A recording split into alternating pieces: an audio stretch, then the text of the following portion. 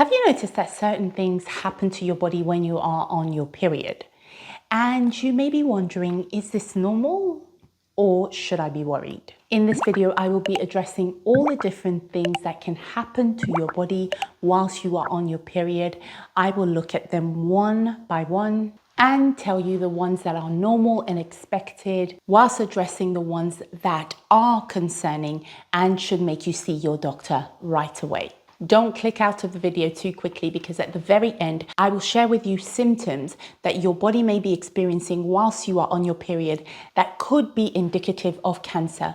So don't miss out on that information by leaving too early. Hi ladies, welcome to Hey Doc. I'm Dr. Kady. I'm a board certified family doctor. On this channel, we talk health topics, but in particular, women's health and fertility medicine is closest to our hearts. So if you want to be enriched on your women's health, as well as be accompanied on your journey of trying to conceive a baby, do consider subscribing to this channel and sharing our videos in order to help grow this Hey Doc community. For a great number of women, as well as seeing the blood flow that occurs whilst they're on their period, part and parcel of having their periods for them is experiencing period pain. This pain is usually felt in the lower abdomen and the pelvis and can range from being mild to severe. The official clinical term for painful period is dysmenorrhea. There are two different types of dysmenorrhea. The first is primary dysmenorrhea. Primary dysmenorrhea is the most common out of the two types of painful periods. The woman who experiences primary dysmenorrhea will usually say that she gets some type of mild cramping in her lower abdomen on and off a day or two before the period starts. After the bleeding starts, the pain intensified and is more continuous. When the period pain that is being experienced is primary dysmenorrhea, the woman will tend to experience the period pain for the first 2 to 4 days of her cycle. Primary dysmenorrhea tends to start within a year of the young girl having started her periods, and it tends to get less severe and less intense as she gets older, and certainly it is less intense after childbirth. Unlike in secondary dysmenorrhea, which I will explain a little later on, in primary dysmenorrhea, the pelvic organs are absolutely normal. The reason why the woman or the girl experiences the period pain is because the egg has not been fertilized. And in order to shed the blood-engorged endometrium, which is the lining of the womb, which would have developed and thickened during the cycle, the uterus must contract. And this contraction is brought on by a chemical known as prostaglandin. And it is this contraction of the uterus that allows the shedding of the lining of the womb that causes the woman to experience pain. Prostaglandin itself is released by the muscle wall of the uterus known as the myometrium. Besides using a hot water bottle or staying at home if the pain is severe, the drug class known as the non-steroidal anti-inflammatories, NSAIDs for short, work really well because they reduce the amount of prostaglandin that is released by the muscle wall of the uterus. By this drug stopping the production of prostaglandin, it not only reduces pain, but also reduces the inflammation of the uterus that can occur when prostaglandin levels are high.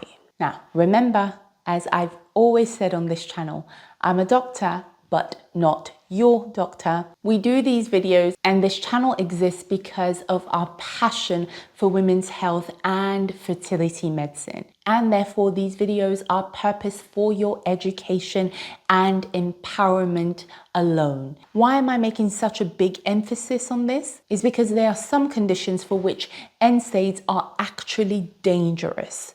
So don't just listen to me because you've been experiencing period pain and just go ahead and just start the medication. For some of you out there, NSAIDs will just not be appropriate. So always, always, always cross-check the information with your doctor, because then the advice from your doctor will be tailored to you as an individual. Secondary dysmenorrhea. This second class of period pain is usually associated with an underlying reproductive health issue. So we have conditions like endometriosis, pelvic inflammatory disease, and fibroids that can all lead to secondary dysmenorrhea. The period pain that women with secondary dysmenorrhea experience can usually be experienced several days before the bleeding from day 1 of the menstrual cycle starts. So that means that there is actually no bleeding, but the woman experiences severe lower abdominal and pelvic pain as though she was actually bleeding. But in secondary dysmenorrhea, there may be no blood while she's experiencing this intense period pain. In fact, in cases of endometriosis, the woman can experience this pelvic and lower abdominal pain a week or more before the bleeding actually starts. And this pain may last long into the period, and at times in severe cases of secondary dysmenorrhea, the pain may actually last all the days of the menstrual bleed.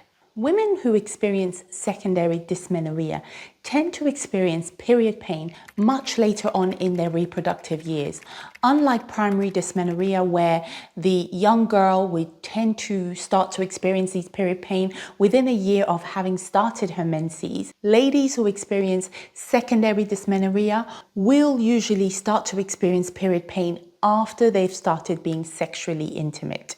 And those with secondary dysmenorrhea often have ongoing chronic pelvic pain. That means that even outside of their menstrual bleeding, they get constant lower abdominal pain. With secondary dysmenorrhea, there tends to be other symptoms associated with it. So, for example, a woman who has secondary dysmenorrhea may experience symptoms like bleeding after sex, or bleeding in between her period, or a different type of discharge. It just isn't the normal type of discharge that you will experience throughout your cycle. That can happen if there is infection, like sexually transmitted infection that hasn't been treated, or chronic pelvic pain that has resulted from pelvic inflammatory disease. Again, that is another cause of secondary dysmenorrhea. The treatment for secondary dysmenorrhea will depend on the cause. So, guess what I'm going to say? Yeah, speak to your own doctor. Experiencing small blood clots is a common thing when you are on your period, and very expected, I would say, because blood clots signify the shedding of the endometrial lining of the uterus, meaning that your body is now ready to build another endometrial lining just in case a pregnancy happens during the next cycle.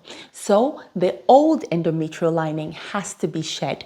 So therefore, if you see some blood clots and they're small to moderate size, it's nothing to be overtly concerned about. Blood clots may happen in women who have normal menstrual flow, but tend to be more common in women who have heavier menstrual bleeds. Also, for some women who have irregular menstrual cycles, so for example, in women who suffer from PCOS, they will go several months without having a period. And during that time, because the endometrial lining, although it's not shed its lining for several months, it continues to thicken and continues to grow.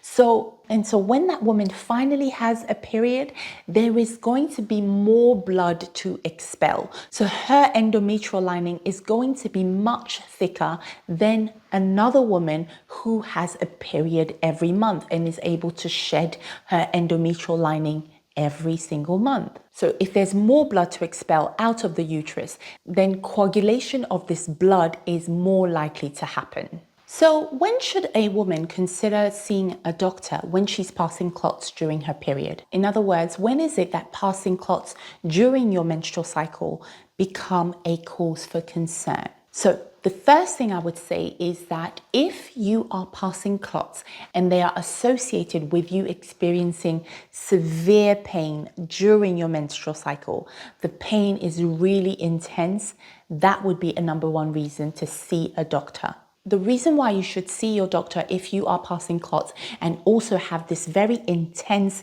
out of the norm type of pelvic pain whilst you're on your period is because you could have a condition known as adenomyosis, which is when the endometrial lining that normally, remember, is shed every month starts to grow inside of the uterine muscle wall known as the myometrium.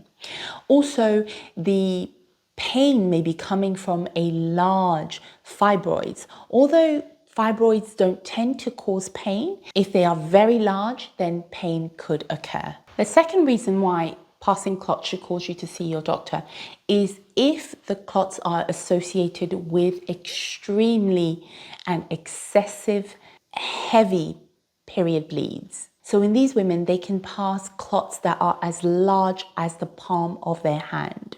No joke, it really happens to some women. Together with the clots, they are also losing a lot of free-flowing blood. The reason why you should see your doctor, number one, is that women will be losing red blood cells, which is important for the function of the different organs of her body. So if she's losing too much blood, she can become anemic, her heart rate will start to increase, she may not be able to perfuse her brain properly, then she can start feeling dizzy and lose consciousness. So if this is happening to you and you're passing a lot of blood, that's not normal. You must see your doctor. Another common reason why women will bleed very heavily during a period, to the extent where they're passing very heavy clots, is if they have a uterine fibroid, a large uterine fibroid. And again, you will need to see your doctor because you will need an ultrasound scan that will look at the lining of your womb and also look out for these non-cancerous growth along the lining of your womb or in the muscle bulk of the uterus. Also, if there's a sudden change in the menstrual pattern. So remember I mentioned that passing, small to moderate sized clots is a very common thing. In fact, it is a normal part of having a menstrual bleed. What's not normal is if you are passing, number one, large clots, but they are coming through thick and fast. Not only are you passing clots at the very beginning of your period, and several days into your periods, you are still passing these very large clots. Why I would say a change in the menstrual pattern is because some women normally bleed for 7 days. And what's normal for them is for them to pass a few clots between day 1 and day 2 when the endometrial lining is at its thickest. But as the days go by, it should start getting thinner and you should pass less clots. But if on day 5, day 6 or day 7, you are still passing huge clots, that would be an immediate reason for you to see your doctor, because some women will have bleeding disorders like von Willebrand that may manifest through the woman bleeding excessively and passing huge clots. So if you've experienced a change in your bleeding pattern and you are passing clots several days after your period has started, it should ring alarm bells. If you are passing clots and you are feeling tired, dizzy, short of breath, you feel that your heart is racing, sometimes you can feel so tired and look pale and feel clammy also, that means you are losing too much red blood cells and you are anemic. And one of the reasons why your heart would be racing is to try to increase the perfusion of your brain. I would say if you get 2 or more of these symptoms, I would argue that you need to see your doctor urgently. Some women will experience a change in their bowel habits during their period. Some will get loose and watery stool. And the contributing factor to getting loose and watery stools whilst you're on your period is the culprit prostaglandin. There is an increase in the release of prostaglandin whilst you are on your period in order to allow for the contraction of the uterus. But the prostaglandin that is released also acts on cell receptors that are present in other parts of the body, like the bowel. So during your period, prostaglandin also causes the contraction of the smooth muscles of your intestines. leading to increased movement of the bowel. So the transit time through the bowel is shorter. And the woman ends up experiencing diarrhea through having watery or loose stool because there has been an inadequate absorption of water and nutrient from the food that was just consumed. Some women, on the other hand, experience constipation. This happens because of the hormonal fluctuations that happen during the menstrual cycle. Women that have the tendency of developing constipation whilst they're on their period will do so because of the rise of progesterone. Progesterone has a relaxing effect on the smooth muscles of the intestine. This means that the stool has a longer transit time through the intestines, and this leading to constipation. Have you ever experienced this sharp pain that comes on in the anal area whilst you're on your period? It comes on pretty suddenly and can last for about a minute before it starts to die down and relax. I have. Am I the only one? I bet I'm not. Anal pain that happens during your menstrual cycle can be attributed to various different factors. But it's important to note that it may not always be related to the reproductive organ itself. Psychological and anatomical factors can play a significant role.